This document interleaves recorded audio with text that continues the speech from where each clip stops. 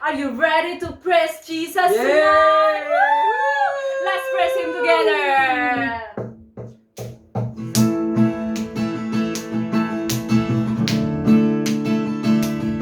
Jesus,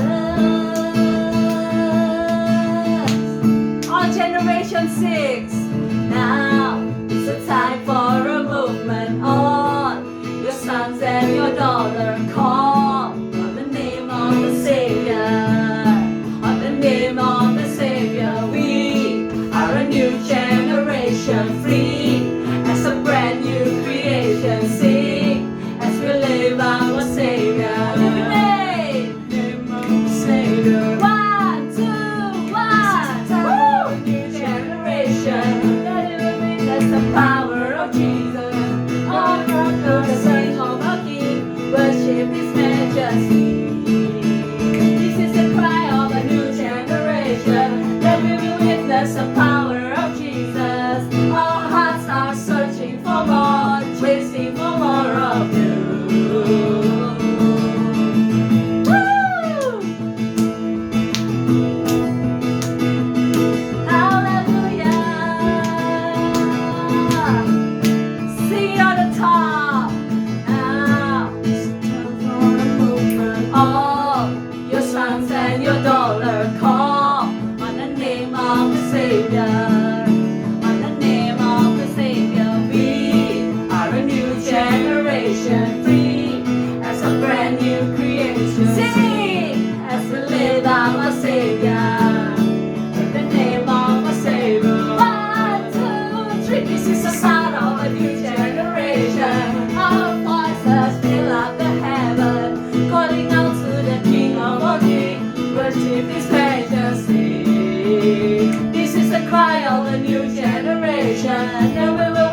The power of Jesus.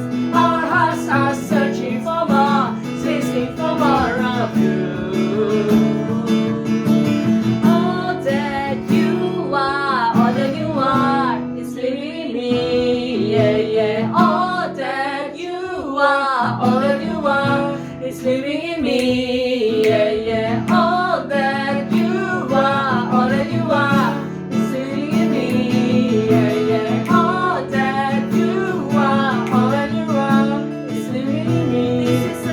Of a new generation, that our voices fill up the heaven, calling out to the King of all kings, worship His majesty. This is the cry of a new generation, where we will witness the power of Jesus. Our hearts are searching for more, chasing for more of you. All for Jesus, all for Jesus, all for Jesus, we are for Jesus, all for Jesus, we are for Jesus. Once more, woo! All for Jesus, we are for Jesus, all for Jesus, we are for Jesus, all for Jesus, we are for Jesus. Jesus.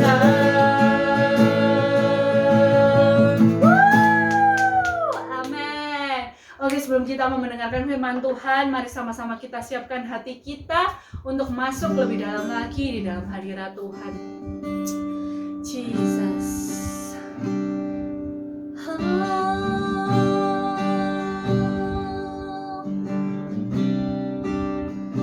We worship you, Lord.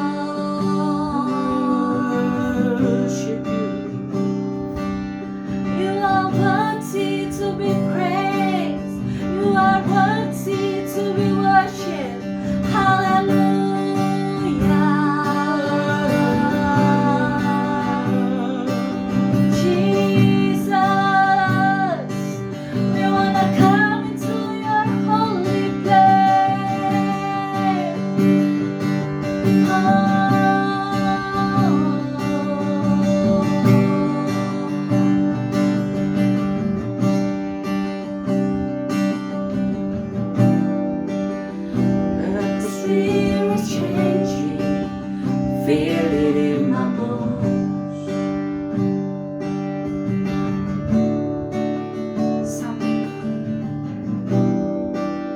Something good is happening. The power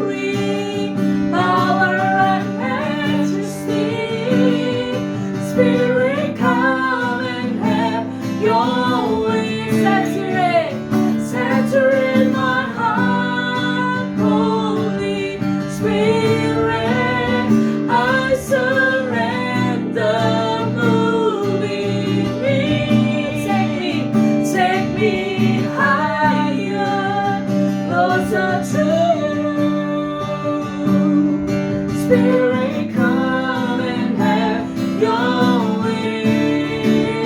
Center in my heart, Holy Spirit. Feel the air I breathe, moving me. Jesus, show me your glory, power and majesty. Spirit, come and have your way. Center in my heart, Holy Spirit.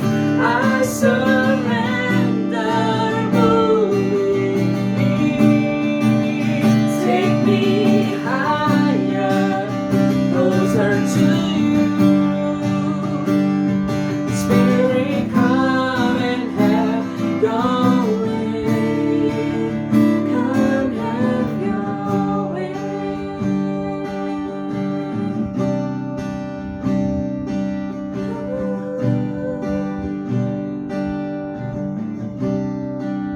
Spirit, fall. Glory, fall on me. Spirit, fall. More of you. More. Spirit, fall. Jesus. Glory, fall on me. Spirit, fall. Spirit, fall. More of you. More. Spirit, fall. Spirit, fall. Spirit, fall. Glory, fall on me. Spirit, fall. More of you. Oh, Spirit, fall.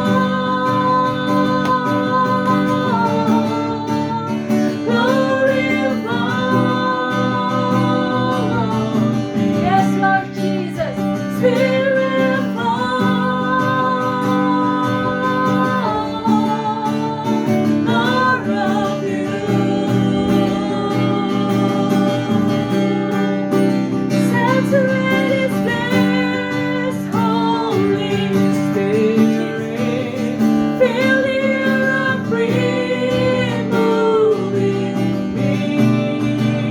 Show me your glory, power and majesty.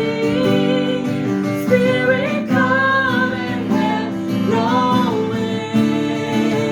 Center in my heart, Holy Spirit.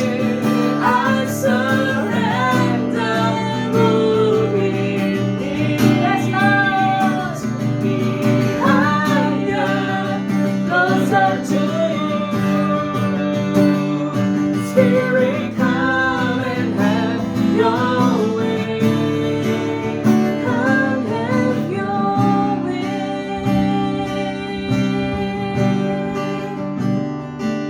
Holy Spirit, come.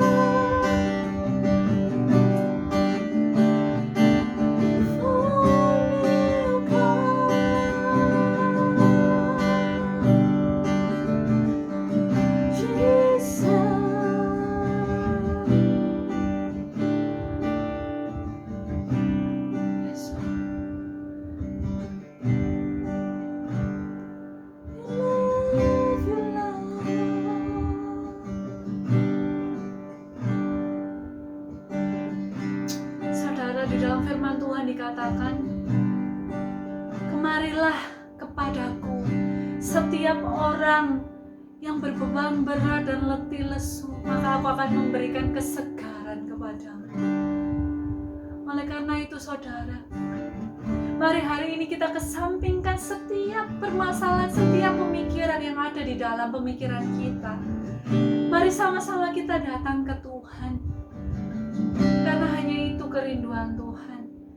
Saudara, saya nggak tahu seberapa besar, seberapa berat setiap masalah yang setiap kalian alami. Tetapi satu hal yang saya percaya dan yakini, Tuhan yang kita sembah adalah Tuhan yang lebih besar dari segala macam badai, segala macam persoalan yang ada di depan kita. Oleh karena itu, hari ini Tuhan cuma mau bilang, come, come, come, and I will release your burden. Kemarilah, maka aku akan memberikan kelegaan itu kepadamu. Oleh karena itu, ketika sekali lagi kita menyanyikan lagu ini, saya percaya bahwa setiap sukacita surgawi yang sudah Tuhan taruh itu boleh mengalir dimanapun engkau berada. Di ruang tamumu, di kamarmu, di dapurmu, di setiap tempat di mana engkau sedang menyaksikan video ini. Gak tahu hari ini, gak tahu esok, atau mungkin tahun depan. Tapi saya percaya, saya yakin bahwa Roh Tuhan itu tidak pernah terbatas oleh jam, ruang, dan waktu. Sukacita itu akan mengalir di dalam kehidupanmu, di dalam nama Yesus. Oleh karena itu, mari sama-sama ketika kita menyanyikan lagu ini sekali lagi, I believe that the joy of the Lord will follow you whenever you go, in the name of Jesus.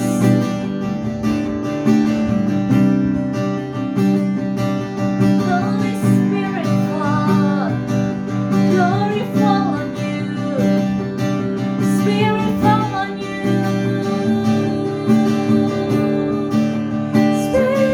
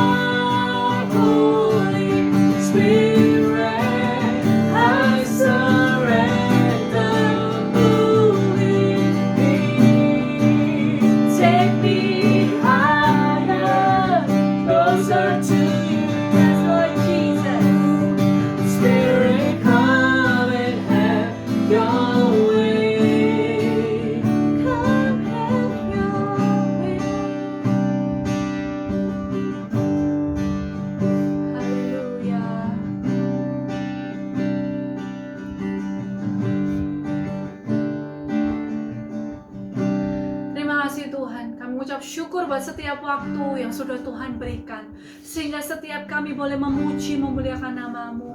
Bapak, kami percaya bahwa walaupun kami terpisah Tuhan, tetapi Roh Tuhan itu tidak pernah berhenti bekerja dan tidak terbatas oleh ruang, jam, dan waktu. Oleh karena itu Tuhan, kami percaya Tuhan, dimanapun kami berada, dimanapun kami memuji dan memuliakan nama-Mu, kami percaya bahwa sukacita Roh Tuhan itu sedang mengalir dimanapun kami berada. Terima kasih Tuhan, terima kasih. Bapak, kami berdoa, biarlah siapkan hati kami sehingga kami boleh mendengar sedikit dari firman-Mu, dan biarlah hati kami boleh menjadi tanah yang subur sehingga boleh ditaburi benih-benih firman-Mu dan berbuah pada musimnya. Hanya di dalam nama Yesus kami percaya dan mengucap syukur.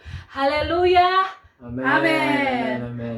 Let's hear the word of God. Community Harvest Church people, are you ready and excited for 2021? Saya berharap supaya pengharapan kita tetap terus teguh di dalam Tuhan. Amin. Oke, sebelum kita mau memberikan yang terbaik untuk Tuhan, saya mau membagikan sebuah kisah di Alkitab, yaitu yang saya ambil dari Yohanes 21 ayat yang ke-11. Saya bacakan ya. Simon Petrus naik ke perahu, lalu menarik jala itu ke darat. Penuh ikan-ikan besar, 153 ekor banyaknya, dan sungguh pun sebanyak itu, jala itu tidak koyak. Oke, cerita ini mungkin sering kita dengar, dan cerita ini ada di dalam dua kitab, yaitu di Lukas dan di Yohanes. Tetapi yang berbeda adalah di Lukas tidak ada jumlah yang tertera di sana. Sedangkan di Yohanes tertera jumlahnya yaitu 153 ekor banyaknya. Oke, jadi waktu saya diberi cerita ini gitu ya sama Ko Erwin kemarin waktu kita discuss, saya juga mulai berpikir gitu kan soal hal ini. Kenapa kok yang di Yohanes Petrus itu menghitung? Dan satu hal yang saya ketahui dari hal itu, yang saya ambil dari pewahyuan yang saya dapatkan, yaitu karena Simon Petrus itu mulai merasa goyah kayak yang kita alami sekarang. Itu yang saya dapatkan. Mungkin di tahun 2020 ke tahun 2021 kita tuh berusaha untuk memiliki pengharapan yang penuh.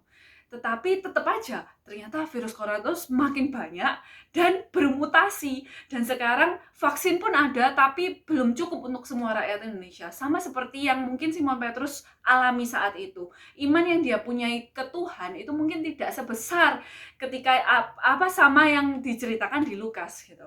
Dan hari ini saya tuh mendengar sebuah cerita lagi saudara dari Pastor Stephen Furtick gitu ya, yaitu tentang bagaimana kita tuh mempersiapkan diri kita untuk melalui hal yang normal. Nah saudara, saat ini memang kita memberikan yang terbaik, tapi saya mau memberikan sebuah pesan untuk kita semua dari cerita yang saya ambil tadi di Yohanes dan cerita yang akan saya ceritakan ini dari Pastor Stephen Furtick. Mungkin ketika kita itu melewati 2021, kita merasa bahwa ini tuh bukan lagi hal yang normal. Ini tuh hal yang tidak normal, karena kita nggak bisa ketemu satu sama lain, karena banyaknya virus dan segala macam. Akhirnya kita itu, pekerjaan kita terhalang, ada yang semakin parah nggak dapat pekerjaan, atau mungkin ada yang gajinya juga nggak naik gitu ya, di tahun yang baru ini. Padahal semua berharap bahwa, waduh, tahun yang baru ini sesuatu yang baru, pengharapan yang baru, salary pun yang baru gitu kan. Tapi ternyata enggak. Tapi saudara, saya percaya bahwa tahun 2021 itu adalah tahun yang sudah Tuhan berikan untuk setiap kita memiliki pengharapan yang baru. Kalau saat ini kita sama seperti Petrus, kita sama seperti apa yang diceritakan sama Pastor Stephen Furtick, bahwa kita merasa ini nggak normal, iman kita goyah, kita menghitung terus setiap hari, Tuhan ini cukup nggak ya buat kehidupanku setiap bulan dan segala macamnya. Saya mau kasih tahu pengharapan yang baru, bahwa Tuhan itu menyediakan apa yang kita butuhkan. Saudara, mungkin kita nggak usah ngitung, mungkin kita hanya perlu menjalani dan berserah kepada Tuhan. Dan ketika kita mempercayakan semuanya ke dalam tangan Tuhan, apa yang kita miliki, apa yang sudah Tuhan kasih, dan kita tetap setia untuk memberikan, sama seperti sekarang ini kita memberikan yang terbaik untuk Tuhan, maka percayalah, gak usah kita takut, gak usah kita ngitung. Tuhan yang akan menyediakan tepat jumlah yang kamu butuhkan, itu disediakan tepat, bahkan mungkin lebih. Dan percayalah bahwa sesuatu yang Tuhan itu berikan itu tidak akan pernah melampaui batas kekuatan kita. Amin. Oleh karena itu sekarang mari kita memberikan yang terbaik dengan hati yang penuh sukacita, karena Tuhan cinta orang-orang yang memberi dengan penuh sukacita. Sama-sama kita berdoa. Tuhan, mengucap syukur kalau kami saat ini masih bisa memberi yang terbaik untuk Tuhan. Terima kasih juga untuk setiap penyertaan-Mu sampai di tahun yang baru ini 2021. Walaupun saat ini Tuhan kami tidak dapat bersama-sama untuk memuji memuliakan nama-Mu di sebuah tempat yang sama, tapi kami percaya bahwa roh Tuhan, kuasa Tuhan itu tidak pernah berhenti di dalam ruang dan waktu. Oleh karena itu Tuhan, kami mempersembahkan apa yang kami miliki. Tuhan, kami gak mau menghitung lagi, tapi kami mau percaya di tahun 2021 kami mau memberikan yang terbaik dan mempercayakan semuanya ke dalam tangan-Mu. Hanya di dalam nama Tuhan Yesus kami berdoa mengucap syukur. Haleluya, amin. God love a cheerful giver. Happy giving. Halo Community Adventures. Oke, untuk pengumuman minggu ini adalah Priska, silakan. Oke, pengumuman pertama, ibadah kita akan selalu ada setiap hari Sabtu. Dan karena adanya pandemi ini, jadi kita harus bersedih dulu guys, karena kita nggak bisa berkumpul bersama. Tapi it's okay. We believe that the Spirit of God will be there in whenever you are. Okay? Yes. Amin. Dan pengumuman yang kedua adalah jangan lupa setiap hari Jumat kita punya FC. Untuk kalian-kalian yang mau, kalian bisa hubungi Edwin Christian, Modi Renata, ataupun Kevin Salim. Dan kalau kalian yang merasa kalau udah kerja profesi dan butuh komunitas, jangan khawatir. Kita ada komunitas juga untuk Pro M. Yeah. Setiap hari apa sih Priska? Jumat juga dong. Jam berapa? 7 malam. Oke, kalau punya tahu infonya bisa hubungi Priska. Oke, next. Lalu Next, kita juga punya, jangan khawatir kalau kalian mau memberikan persembahan Yap, dan betul. perpuluhan untuk Tuhan. Yap. Kita masih bisa memberikan persembahan dan perpuluhan, dan kita akan taruh rekening yang ada untuk rekening gereja, persembahan dan perpuluhan di kolom deskripsi di bawah lah, sampai belibet ya. di kolom deskripsi ya. Jadi jangan khawatir guys, berkat Tuhan yang melimpah dalam hidup kalian. Ya. Berilah maka kamu akan diberi. Iya. Lukas 6:30. Supaya pundi-pundimu penuh. Amin, haleluya.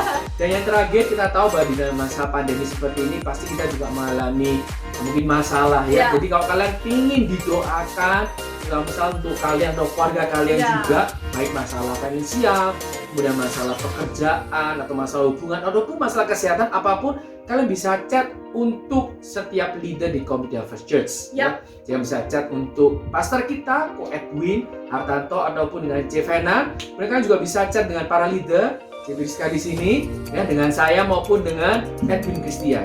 Atau kalau kalian mau chat juga untuk dengan ketua CG ya? Nah, Ya. bisa juga sama Bisa juga. Maudi Renata atau Kevin Salim. Oke? Pokoknya kalau kalian ingin didoakan, jangan takut-takut atau Ya. jangan khawatir, cuma sedekat HP ya. Kita WhatsApp. Secara WhatsApp, Line, apapun itu. Oke, kita siap ready untuk berdoa bersama kalian. Yep. Oke, pengumuman kita cukup untuk minggu ini. Jangan lupa saksikan online service kita minggu depan. Oke. We love you and Jesus love you. Shalom Community of Our Church. Berjumpa lagi kita di ibadah online dalam minggu ini. Dan saya berdoa dan berharap melalui firman Tuhan malam hari ini bisa menguatkan setiap kita untuk tetap setia mengasihi Tuhan dan berada di jalan-jalan Tuhan. Baik, sebelum kita mendengarkan firman Tuhan, saya ajak mari kita sama-sama berdoa. Amin. Bapak, terima kasih atas waktu ini. Kalau kami boleh ada kesempatan sekali lagi mendengarkan firman-Mu, Bapakku berdoa biarlah Kau memberkati, mengurapi setiap firman yang keluar dari lidah bibir hamba-Mu. Biarlah firman ini boleh menjadi jawaban, boleh menjadi solusi bagi setiap kami yang mendengar. Karena kami percaya di dalam firman ada jawaban, di dalam firman ada kekuatan. Makasih Tuhan, berkati hamba-Mu, berkati setiap orang juga yang mendengar, berikan mereka hati seperti tanah yang baik, supaya setiap benih firman yang ditabur, itu boleh bertumbuh bahkan berbuah berkali-kali lipat. Terima kasih Tuhan, hanya di dalam nama Tuhan Yesus Kristus, kami bisa berdoa dan bersyukur, haleluya, amin, amin, amin. Oke, Community of Church, apakah kalian siap untuk mendengar firman Tuhan? Amin. Oke, kalau gitu, mari kita buka Alkitab kita. Oke, saya ingin membacakan beberapa ayat Alkitab sebelum saya memberitahu mengenai judul firman hari ini. Saya ingin kita semua membaca di dalam kitab Lukas pasal yang kelima. Lukas pasal 5 mulai ayat yang ketiga. Lukas pasal 5 ayat yang ketiga. Baik, saya akan bacakan. Ia naik ke dalam salah satu perahu itu, yaitu perahu Simon, dan menyuruh dia mendorong perahunya sedikit jauh dari pantai. Lalu ia duduk dan mengajar orang banyak itu dari atas perahu. Setelah selesai, ia berkata kepada Simon, "Bertolaklah ke tempat yang dalam, tebarkanlah jalamu untuk menangkap ikan." Ayat 5, Simon menjawab, "Guru, telah sepanjang malam kami bekerja keras, dan kami tidak menangkap apa-apa. Tetapi karena perkataanmu itu, aku akan menebarkan jala juga." Ayat 6, setelah mereka melakukannya, mereka menangkap sejumlah besar ikan, sehingga jala mereka mulai koyak. Ayat 7, lalu mereka memberi isyarat kepada teman-temannya di perahu yang lain, supaya mereka datang membantu. Mereka pun datang, lalu bersama-sama mengisi kedua perahu itu dengan ikan, hingga hampir tenggelam. Saya berhenti sampai sini dulu. Baik, saudara, malam hari ini saya berbicara mengenai satu tema, satu topik, yaitu judul khotbah saya adalah God's Favor. Oke, katakan bersama saya 1, 2, 3, God's Favor. Waktu saya cek di internet, God's Favor itu banyak sekali terjemahannya ya. Dalam bahasa Indonesia ada yang mengatakan God's Favor itu adalah kebaikan, ada yang kebaikan Tuhan. Ada yang mengatakan God's Favor itu adalah kemurahan Tuhan. Setelah saya cari, kata yang tepat untuk mengartikan God's favor itu adalah kemurahan Tuhan. Arti kata kemurahan artinya sebetulnya kita ini nggak layak tapi Tuhan kasih. Itu murah hati, ya. Nggak layak tapi dikasih, nggak layak tapi diberi. Itulah arti kata dari kemurahan. God's favor, kemurahan Tuhan. Berapa banyak dari kita seringkali mendengar kata ini, ya, kemurahan Tuhan, God's favor. Nah, saudara, ada sebuah pertanyaan, bahkan sebuah paradigma, pola pikir di antara banyak orang Kristen hari ini, yaitu mereka mengatakan kalau hidup mereka ini mengalami namanya kesusahan, kalau hidup mereka ini selalu tertimpa masalah, tertimpa musibah, kok kelihatannya jadi orang Kristen itu kok nggak ada apa ya, kok nggak ada baik-baiknya, kok nggak ada lancar-lancarnya, kok susah ya. Lalu mereka mengatakan, wah mungkin aku ini nggak hidup di dalam God's favor, ya, di dalam kemurahan Tuhan. Mungkin kemurahan Tuhan itu sudah nggak ada di dalam diriku. Atau mungkin mereka merasa bahwa, oh mungkin aku melakukan sebuah kesalahan demi kesalahan, sehingga Tuhan ini menghukum aku, Tuhan nggak memberikan aku sebuah kemurahan. Apakah sebuah pemikiran ini benar atau tidak? Mari kita lihat dari firman Tuhan. Saudara, firman yang barusan kita baca, itu adalah mengenai cerita Petrus. Ya. Di sana dikatakan Tuhan bertemu dengan Simon. Sebenarnya adalah kedua kalinya Tuhan Yesus berjumpa dengan Simon. Pertama kalinya Tuhan berjumpa dengan Simon di Yohanes pasal yang pertama. Ini Lukas pasal 5 adalah itu kedua kalinya. Dan Tuhan itu mau mengajar, memberitakan Injil, lalu pinjam perahunya Simon. Oke? Lalu waktu pinjam perahunya Simon, selesai ngajar, lalu Tuhan ini lihat, Simon ini semalaman cari ikan, gak dapat apa-apa. Lalu Tuhan ngomong kan, di ayat 4, bertolaklah ke tempat yang lebih dalam, tebarkan jalamu. Oke? Lalu Simon ini ngomong, aduh guru, semalaman ini kami nyoba nangkep, gak dapat ikan sama sekali. Tapi ada satu hal yang menarik di perkataannya Simon Petrus. Dia mengatakan, tetapi karena perkataanmu. Ya, di ayat 5, tetapi karena perkataanmu. But because of your word. Maka kami akan melakukannya. Oke, aku akan menebarkan jala juga Simon mengatakan. Dan tiba-tiba, boom. Begitu Simon Petrus menuruti perkataan Tuhan, wah, boom. Lalu tiba-tiba, jalannya ini nangkap ikan banyak. Semalam-malaman dia mencoba tidak mendapatkan apa-apa. Tiba-tiba karena dia ini menaati perkataan Tuhan, boom, mujizat terjadi. Wah, jalannya penuh dengan ikan. Bahkan sampai nggak cukup, jalannya hampir koyak, dia harus manggil temannya. Dan jumlah ikannya itu 2 perahu penuh. Yaitu tangkepannya ya, ditaruh di 2 perahu itu penuh, bahkan sampai perahunya itu hampir tenggelam. Itu cuma lah. Wah, begitu Simon lihat hal ini, apa yang Simon Petrus lakukan? Wah, kok kalian bisa baca di selanjutnya. Simon langsung tersungkur lalu ngomong, Tuhan pergilah daripadaku karena aku ini orang berdosa. Tapi saudara, cerita ini nggak berhenti di sana. Lalu Tuhan itu mengatakan sebuah cerita yang banyak sekali orang Kristen tahu. Tuhan hari itu mana pada Simon, Simon hari ini kamu akan menjadi penjala manusia. Lalu ada sebuah respon yang menarik dari seorang Simon Petrus, ya kan? Yaitu di ayat 11. Di ayat 11 dikatakan sesudah menarik perahu-perahunya ke darat. Ingat, perahu-perahu ini adalah perahu-perahu yang penuh dengan ikan. Pekerjaan mereka adalah nelayan. Ini adalah sumber penghasilan mereka. Ini adalah income mereka. Ini adalah omset, revenue mereka, jerih payah mereka. Ini adalah masa depan. Ini adalah sumber kehidupan mereka. Dua perahu penuh dengan ikan. Setelah mereka taruh di darat, apa yang mereka lakukan? Mereka meninggalkan segala sesuatu lalu mengikut Yesus. Wow, Simon Petrus saat dia berjumpa dengan Tuhan dan memutuskan hari itu, I want to follow Jesus. Aku mau mengikuti Yesus. Dia nggak hitung-hitungan dengan Tuhan. Dia tidak menghitung berapa banyak ikan yang dia dapat. Dia cuma tahu bahwa perahu itu penuh dengan ikan. Dua perahu. Dan hampir tenggelam. Dan Petrus meninggalkan semuanya itu dan mengikuti Yesus. Wow, ini luar biasa. Ya kan? Luar biasa.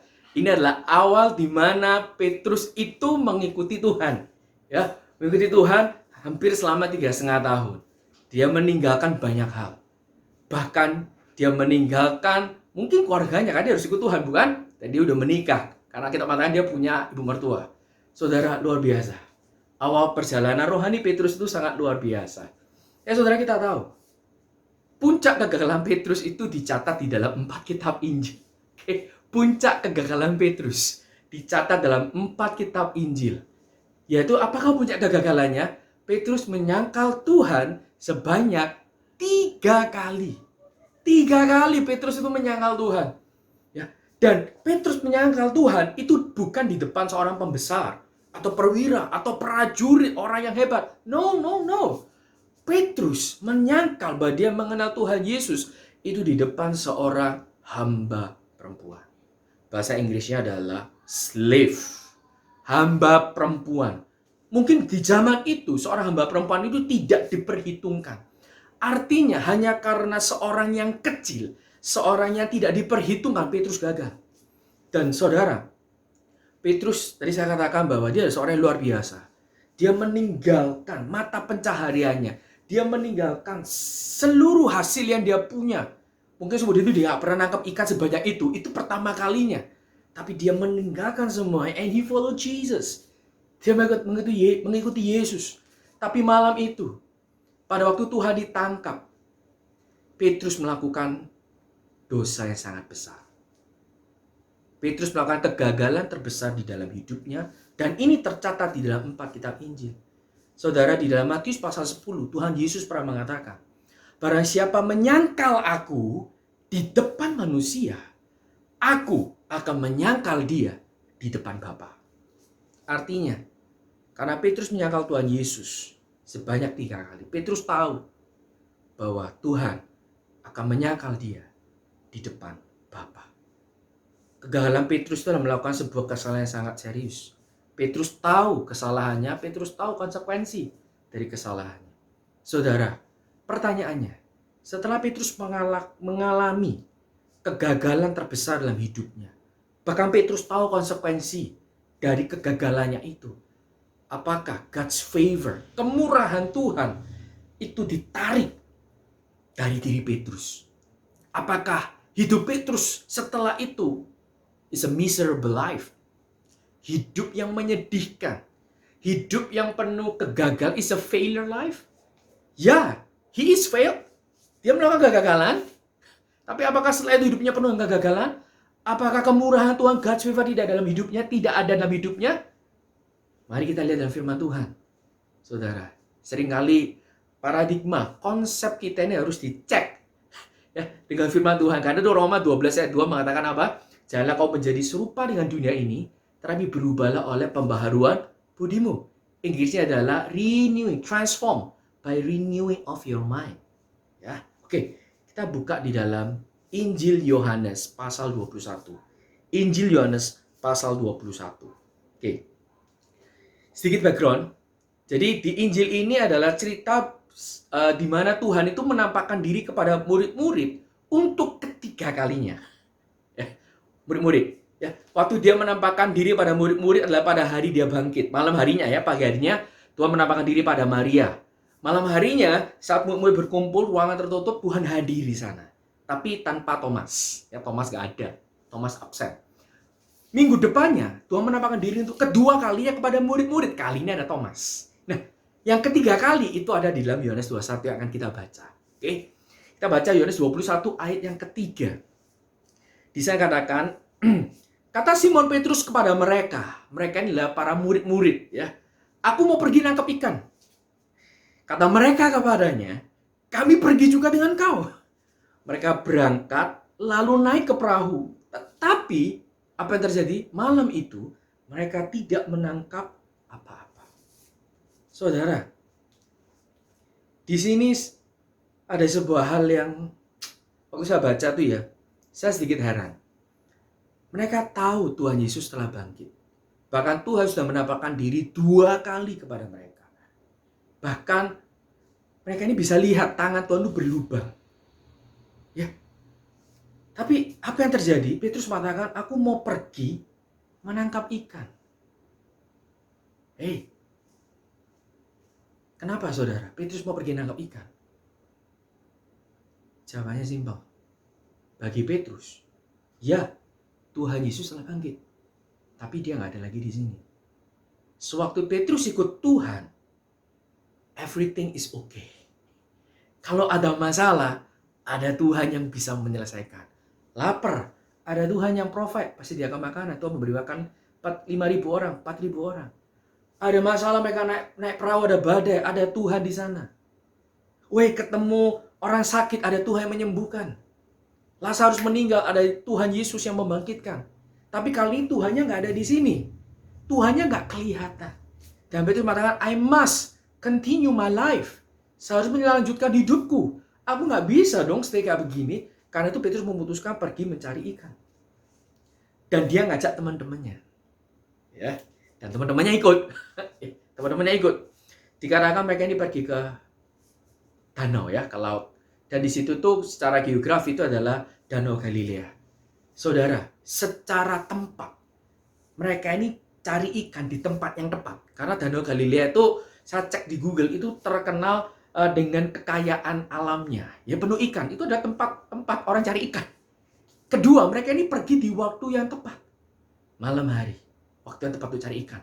Ketiga, mereka adalah seorang nelayan profesional. Petrus ya. Orang yang tepat. Jadi kalau kalian belajar teori bisnis, itu semuanya klop. Ya. Waktunya tepat, malam hari. Right time. Tempatnya tepat, Danau Galilea. Right place. Orangnya tepat, nelayan profesional. Right person. Right time, right place, right person. Klop, tiga-tiganya. Hasilnya kalau dibuat sama dengan rumus, sukses. Berhasil. Tapi Alkitab mencatat apa? Dia 3. Mereka tidak menangkap apa-apa. Saudara, siapa yang kita mau percaya? Saya ngomong begini bukan berarti terus setelah itu kita nggak kerja. No. Paulus mengatakan ya kalau kau tidak bekerja maka kamu nggak usah makan. Tapi saudara, kita harus tahu siapakah sumber kita. Saat itu Petrus merasa bahwa aku sudah melakukan sebuah kegagalan. Ya sudah, aku nggak bisa lagi mengandalkan Tuhan. Kenapa? Karena aku sudah menyangkal. Dan Petrus berpikir seperti kebanyakan orang Kristen pada umumnya, bahwa God's favor itu sudah nggak ada lagi. Kemurahan Tuhan itu nggak ada lagi. I'm a failure. Saya seorang yang gagal. Saya seorang yang sudah mengecewakan Tuhan. Mungkin tahun 2020, bagi semua orang, mungkin saya ngomong semua, mungkin kebanyakan orang di seluruh dunia adalah tahun yang sulit. Banyak bisnis tutup. Banyak orang di PHK, atau gajinya nggak naik, atau gaji dipotong. Kita semua terbatas. Mungkin ada anggota keluarga kita yang sakit. Kita merasa, Tuhan, mengapa kok susah sekali? Apakah God's favor, kemurahan Tuhan itu nggak ada lagi dalam hidupku? Saudara, mungkin kita merasa bahwa, mungkin seperti ini, kondisi seperti ini sebuah hukuman dari Tuhan. Karena aku nggak setia. Karena aku nggak banyak cinta Tuhan. Karena aku nggak setia melayani. Aku nggak rajin beribadah. Aku nggak ada saat teduh. Mungkin kita merasa seperti itu. Mungkin kita merasa seperti Petrus, I'm a failure. Saya seorang gagal. Karena itu sapu cari ikan. Hasilnya apa? Saat Petrus mengandalkan dirinya, walaupun tiga-tiganya tepat, right time, right place, right person, they got nothing. Mereka nggak dapat apa-apa. Itulah hasil kalau kita mengandalkan diri kita. Saudara, lalu ayat 4 ya saya lanjutkan. Yohanes 21 ayat 4. Ayat 4. Ya, ayat 4. Ketika hari mulai siang, Yesus berdiri di pantai, tetapi murid-murid tidak tahu bahwa itu ada Yesus. Ayat 5, kata Yesus kepada mereka, hai anak-anak. Menyebut mereka apa? Hai anak-anak. Saya suka bahasa Inggrisnya. Hi little children. Tuhan itu, kalau saya jadi Tuhan ya, saya akan ngomong, kamu ini ya, kamu ini kenapa gak mau percaya sama aku? Tapi lihat bagaimana Tuhan mengatakan, hai little children. Hai anak-anak. Tuhan nanya apa? Apakah kau punya ikan? Jawab mereka, gak punya Tuhan. Ayat 6. Lalu kata Yesus pada mereka, tebarkan jalamu di sebelah kanan perahu, maka kamu akan mendapatkannya. Apakah kalian familiar dengan cerita ini? Ini adalah sebuah kejadian, sebuah perkataan Tuhan yang sama di dalam Lukas pasal 5 saat Tuhan ini mau panggil Petrus untuk menjadi penjala manusia. Oke. Lalu mereka pun menebarkannya dan mereka tidak dapat menariknya lagi karena banyaknya ikan. Saudara, kita punya sebuah yang sama. Saat Tuhan speak, ketika Tuhan berbicara, berfirman, dan mereka menaati firman Tuhan, apa yang terjadi? Solusi itu ada. Breakthrough itu ada. Miracle happens. Saudara, ini sama dengan Lukas pasal 5 kan? Tuhan memanggil Petrus. Dan kali ini Petrus merasa dia udah gagal. Dan Tuhan mau memulihkan Petrus. Tuhan mau mengubah konsep berpikir Petrus dengan mujizat yang sama. Oke. Lalu murid yang dikasih Yesus ayat 7 yaitu Yohanes ya, berkata pada Petrus, itu Tuhan. Ketika Petrus mendengar bahwa itu adalah Tuhan, makanya mengenakan bajunya sebab ia tidak berpakaian lalu terjun ke dalam danau. Oke. Ayat 8, ketika murid-murid yang lain datang dengan perahu karena mereka tidak jauh dari darat, hanya kira-kira 100 meter saja, dan mereka menarik jala yang penuh ikan itu.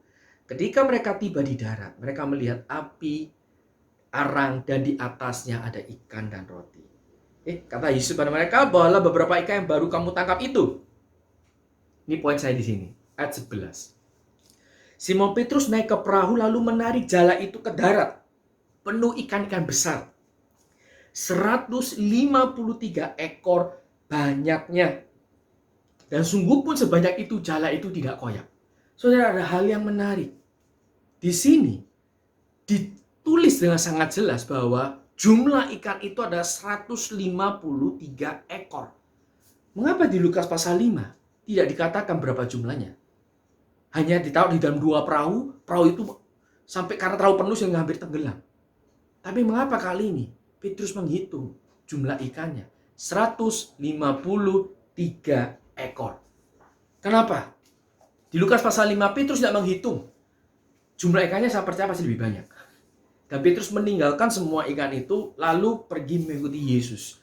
Tapi di Yohanes 21, Petrus menghitung setiap ekor ikan. 153 ekor. Kenapa? Karena di titik ini Petrus tahu.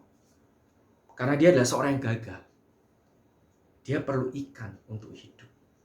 Di Lukas pasal 5, dia belum mengalami kegagalan. Karena dia pertama kali ikut Tuhan kan? Di Lukas pasal 5. Karena itu dengan sangat semangat, dengan sangat gagah berani, Petrus meninggalkan semua jerih payahnya dan belajar sepenuhnya percaya kepada Tuhan. Tapi setelah Petrus mengalami kegagalan, Petrus mengatakan pada dirinya, kali ini aku harus hitung ikannya. Kenapa? Logikanya mudah. Karena kali ini dia tahu Tuhan Yesus bisa tiba-tiba menghilang, bisa tiba-tiba muncul. Karena itu siapa harus disadari? Bukan lagi Tuhan. Ikan. Oke, siapa yang bisa disadari bukan lagi Tuhan, tapi ikan. Karena bagi Petrus, kalau ikan itu kutinggalkan, seperti dulu di Lukas pasal 5 aku meninggalkan ikan-ikan itu, kalau kali ini aku meninggalkan, maka aku gak ada sesuatu yang untuk kujual. Maka aku gak bisa menghidupi diriku dan keluargaku. Ikan itu adalah sumber penghasilan. Ikan itu adalah sandaran hidupku. Ikan itu adalah sumber di mana olehnya aku bisa survive. Saudara, berapa banyak dari kita juga seperti itu. Seringkali tahun lalu karena pandemi, banyak dari kita mulai berhitung dengan Tuhan. Banyak dari kita mulai meragukan. Betul nggak ya Tuhan bisa dipercayai? Bisnisku hancur loh. Bisnisku tutup. Aku masih perlu berikan perpuluhan. Aku masih perlu persembahan. Aku masih perlu setia nggak ke gereja? Aku masih perlu setia nggak melayani? Loh Tuhan, aku ikut kamu. Aku di PHK. Atau mungkin gajinya dipotong. Atau mungkin nggak naik gaji. Tuhan, gimana nih? Where is your favor? Di mana God's favor? Di manakah kemurahan Tuhan? Saudara, ini pertanyaan banyak orang termasuk saya. Di manakah God's favor? Kemurahan Tuhan. Saudara, sama seperti Petrus seringkali. Kita mulai menghitung hasil usaha kita. Kita mulai menghitung hasil jeripaya kita. Kenapa? Karena tanpa kita sadari. Sandaran kita bukan lagi Tuhan. Sandaran kita adalah sama seperti Petrus, ikan. Karena bagi Petrus, ikan itu bisa dilihat. Bagi Petrus, ikan itu bisa dipegang. Bagi Petrus, ikan itu bisa menghasilkan. Bagi Petrus, ikan itu bisa membuat dia bertahan hidup. Bagi Petrus, ikan itu real. Bagi Petrus, Tuhan itu nggak bisa dipegang. Bagi Petrus, Tuhan itu nggak kelihatan seperti dulu. Bagi Petrus, Tuhan itu tidak bisa dipercayai. Karena itu harus pegang ikannya. Kenapa? Karena bagi Petrus, dia tidak lagi berada di dalam God's favor. Kenapa? Karena dia gagal. Saudara, apakah betul demikian? Seringkali saya juga seperti Petrus. Ya. Lebih percaya sesuatu yang kelihatan.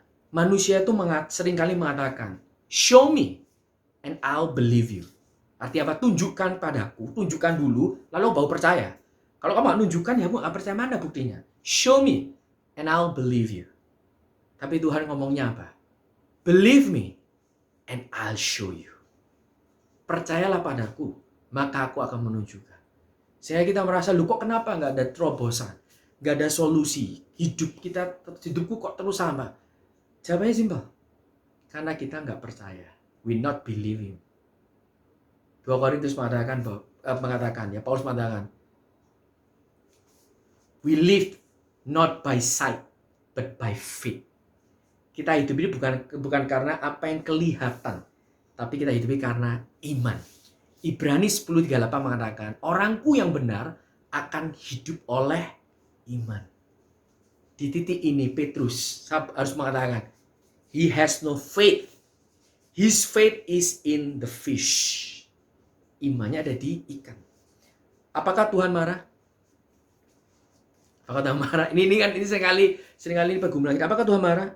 Saudara, ayat 12. This is the most touching verse. Waktu saya baca cerita ini beberapa minggu ini. This is the most touching verse. Dikatakan kata Yesus kepada mereka, marilah dan sarapanlah.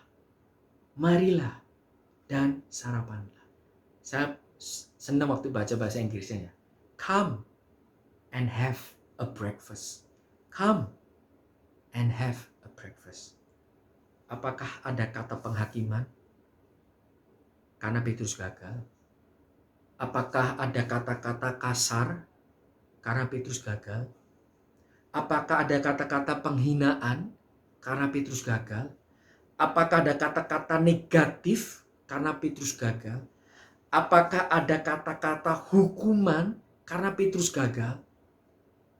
Enggak. Tuhan Yesus mengatakan apa? Come and have a breakfast. Saudara, Tuhan tahu Petrus dan murid-murid semalaman cari ikan. Tuhan tahu mereka narik perahu itu berat. Tuhan tahu setiap tetes keringat. Tuhan tahu setiap tenaga yang mereka keluarkan. Tuhan tahu setiap planning yang mereka lakukan mendapatkan ikan.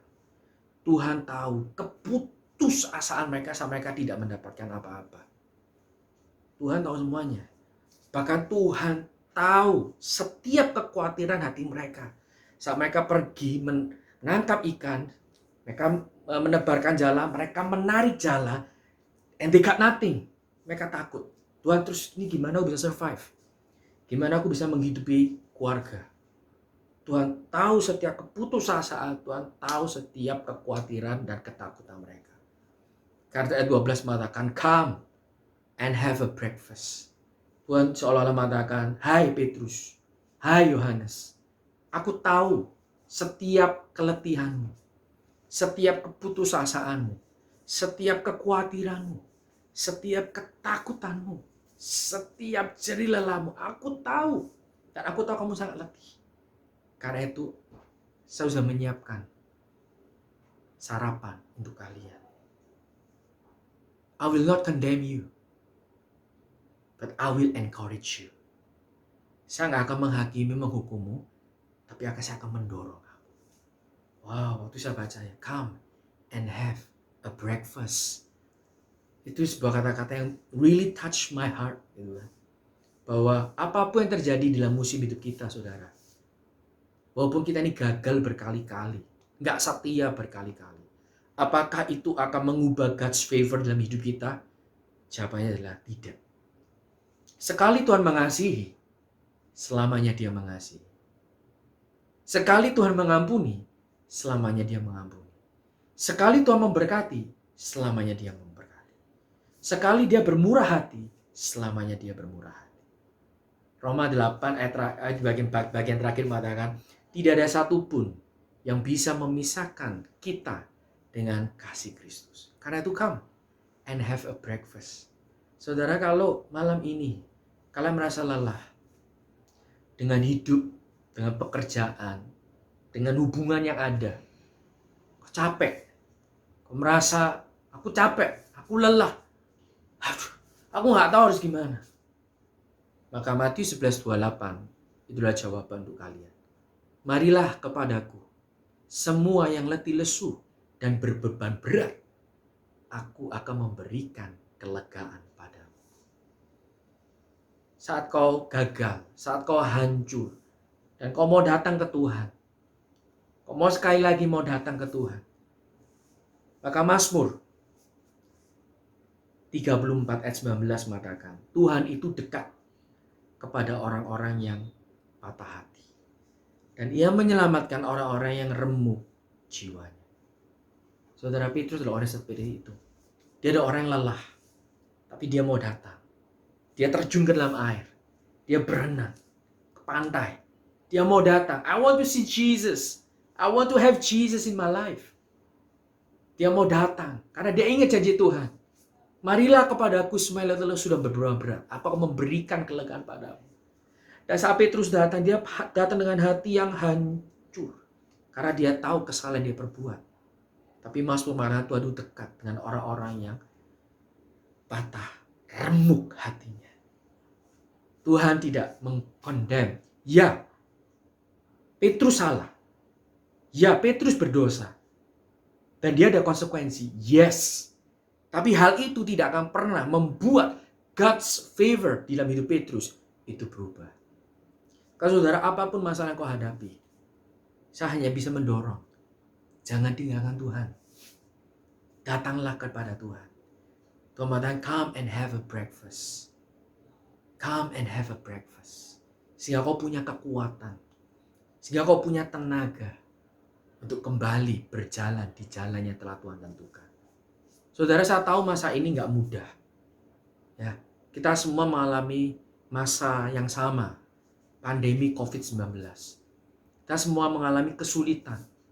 Banyak orang mengalami kesulitan ekonomi, kesulitan dalam hubungan, banyak hal, kesulitan dalam kesehatan. Tapi saudara, satu hal yang pasti, Yesus itu selalu ada di dalam hidup kita. Dan dia selalu menunggu, seperti dia menunggu murid-murid di pinggir pantai. Dan saatnya tiba dia mengatakan, come and have a breakfast. God's favor is on your life. Karena itu saya mengencourage, jangan menyerah. Kalau kalian sudah mulai capek ibadah online, ya nggak bisa ketemu, coba bisa lihat nonton layar handphone atau laptop. kalian sudah mulai lelah, capek, jangan khawatir. Walaupun kalian capek, Tuhan gak pernah capek. Walaupun kalian gagal, Tuhan sanggup mengubah kegagalanmu menjadi sebuah terobosan dalam hidupmu. Karena Roma 8:28 mengatakan Allah turut bekerja di dalam segala sesuatu, termasuk kegagalan kita. Untuk apa? Mendatangkan kebaikan. Dengan satu syarat, untuk satu jenis orang, yaitu bagi mereka yang mengasihi Dia. Love is the bridge. Oke, love is the bridge. God's favor itu selalu ada di hidup kita, tapi apakah kita mau mengalami atau tidak? Love is the bridge. Kasih itu adalah jembatannya. Kalau kita tidak mengasihi Tuhan, walaupun God's favor ya, Tuhan mau memberikan kemurahannya, tapi kalau kita nggak mau datang, ya nggak bisa. Ini adalah dua arah. Itu saya pendorong, biar melalui firman singkat ini, kita belajar. Apapun yang terjadi, sulit nggak kondisinya? Sulit. Tapi percaya Tuhan, Tuhan kita jauh lebih besar dari segala macam kesulitan. Apapun kesulitanmu. Oke? Baik. Mari kita sama-sama setengah hati kita untuk berdoa. Amin. Suduriya baharaba kuraba shikaraba karaba kuraba shatara baharaba. Suduriya bahura bakaraba karaba syukuraba haraba. Shatara bakaraba kuraba karaba. Bapak, terima kasih atas firman malam ini. Terima kasih Tuhan, Kau tidak pernah menyerah dalam hidup kami. Terima kasih melalui cerita Petrus kami bisa melihat, sekalipun Petrus gagal, tapi God's favor, your favor, itu tidak pernah hilang dalam diri Petrus. Dan saat Petrus mau datang, Kau mengatakan, come and have a breakfast. Tuhan, Kau tahu setiap kesulitan, setiap permasalahan, setiap gunung, lembah yang kami hadapi. Seringkali kami menatap gunung, lembah itu, kami merasa it's too big, terlalu besar, terlalu berat. Seringkali kami merasa kami tidak ada jalan keluar. Kami seperti masuk ke sebuah terowongan yang tidak ada jalan keluar. Tapi Bapakku percaya satu hal, bahwa apapun yang terjadi dalam hidup kami, apapun musim yang kami ada saat ini, Kau tidak pernah meninggalkan kami. Dan kemurahan-Mu, kebaikan-Mu terus mengikuti kami sepanjang hidup kami. Karena aku berdoa untuk setiap members Community Harvest Church dimanapun mereka berada. Tuhan sertai mereka, Tuhan kuatkan mereka. Tuhan, mereka ada masalah di dalam financial. Tuhan, Kau menjadi Jehovah Jireh. Kau menjadi provider, penyedia, memenuhi setiap kebutuhan mereka. Bahkan melebihi apa yang mereka perlukan. Tuhan, kalau mereka saat ini mereka mengalami sakit penyakit dalam tubuh mereka, Tuhan, aku berdoa, Kau adalah Jehovah Rafa. Kau adalah sang penyembuh. Tidak ada satupun penyakit yang Kau tidak bisa sembuhkan. Ku berdoa Kau menjamah setiap bagian tubuh mereka yang mengalami sakit. Tuhan, Kau menyembuhkan di dalam nama Yesus. Tuhan, bagi mereka yang mungkin merasa depresi, stres, khawatir, Tuhan, Kau adalah Jehovah Salem. Kau adalah sang damai sejahtera. Tuhan, biarlah damai sejahtera yang melampaui segala akal itu memelihara hati dan pikiran mereka dan memberikan damai sejahtera yang dunia tidak bisa berikan. Tuhan, apapun yang masa yang kami hadapi, Kau adalah jawabannya. Karena itu Tuhan, malam ini kami mau datang padamu, kami mau kembali kepadamu, dan kami mau kembali menyerahkan, mempercayakan setiap hidup kami dalam tangan-Mu. Kami berkati setiap members Community Harvest Church, berkati setiap leader, berkati setiap pastor. Dalam setiap musim hidup mereka, Tuhan, aku percaya God's favor itu selalu ada. Makasih Tuhan, hamba-Mu selesai, dan aku percaya Roh akan terus bekerja, yang terus mengubah, mentransformasi, supaya hidup kami ini semakin hari menjadi semakin sama seperti Engkau. Makasih Tuhan, hanya di dalam nama Tuhan Yesus Kristus, Tuhan kami, Juru Selamat kami, segala sesuatu kami berdoa, ucap syukur, haleluya, amin, amin, amin. Oke, saudara, saya berdoa, berharap dimanapun kalian berada, keep strong, keep love Jesus, keep serve Him, keep faithful. Oke, God bless you all. Jesus love you. Bye-bye. See you.